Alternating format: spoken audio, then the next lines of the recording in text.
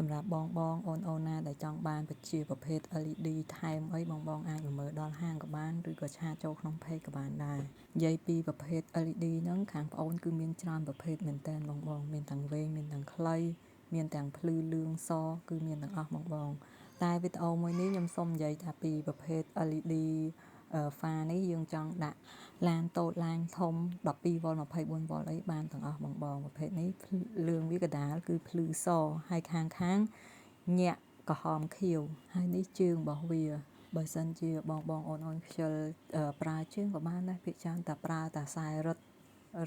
ជាប់ក៏បានដែរបងប្រភេទភ្លើងនេះបើសិនជាប្រៀបធៀបមួយហ្វា3ជួរកម្រាស់មានស្ដើងជាងបងហើយក៏ស្រាលជាងដែរតោះបងទៅមើលភ្លើងទាំងអស់គ្នាថាប្រភេទភ្លើងហ្នឹងពេលដែលភ្លឺមកវាភ្លឺមិនខ្លះសម្រាប់ភ្លើងក្រហមលឿងហ្នឹងគឺវាបដិញរត់ហងហើយបងចង់ចាប់ជាដឺមីនៅនឹងក៏បានដែរនិយាយពីຂະຫນាតវិញក៏មានច្រើនຂະຫນាតដែរតែឥឡូវនៅក្នុងស្តុកស្រាប់មាន4ຂະຫນាតទេបងប្រភេទហ្វាវិញអញ្ចឹងខ្ញុំមិនមានតែមួយម៉ូតហ្នឹងទេគឺមានច្រើនម៉ូតបងមានមួយជួរ2ជួរ3ជួរណាចាប់ពីប្រវែង30 សង់ទីម៉ែត្ររហូតដល់ប្រវែង1.2 ម៉ែត្រ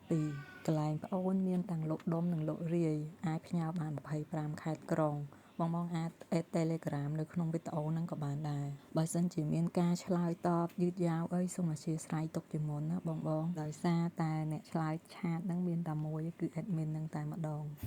ឥឡូវជូនបងមកកលែកមើលប្រភេទភ្លើងញាក់បុកខ្សែវិញម្ដងប្រភេទហ្នឹងខ្ញុំលក់យូរហើយបងអត់សូវដែរធ្វើវីដេអូទេហើយតែនៅតែពេញនិយមនៅឡើយទេដោយសារតែភ្លើងហ្នឹងគឺ7ពណ៌ស្រាប់ហើយវាញាក់ច្រើនវាដូរម៉ូដរហូតដល់ពេលអញ្ចឹងទៅយើងមើលមិនក៏អត់សូវសាមដែរបងហើយងាយស្រួលដាក់ទៀតដោយសារតែប្រើតែស្កុតមុខពីរអញ្ចឹង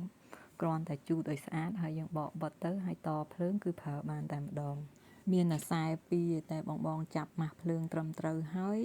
វាដូរខ្លួនឯងសូម្បីគ្រាន់តែរយៈពេលវាដូរម៉ូដទៅវិញទៅមកហ្នឹងរយៈពេល2នាទីជាង3នាទីអញ្ចឹងវាដូរទៅវិញទៅមករហូតអញ្ចឹងបានជាម៉ូដហ្នឹងនៅតែពេញនិយមនៅវីដេអូបន្ទាប់ទៀតខ្ញុំធ្វើពីភ្លើងច្រើនទៀតបងនៅមានច្រើនម៉ូដច្រើនម៉ាកទៀតនិយាយពីភ្លើងរៀបរាប់អត់អស់ទេមានទាំងញាក់មានទាំងបដិញមានទាំងភ្លឺធម្មតាហើយមានគ្រប់ពណ៌ទៀតអរគុណច្រើនបងជួបគ្នាវីដេអូក្រោយទៀតកុំភ្លេចជួយ like និងជួយ follow page admin ផងណាអរគុណច្រើន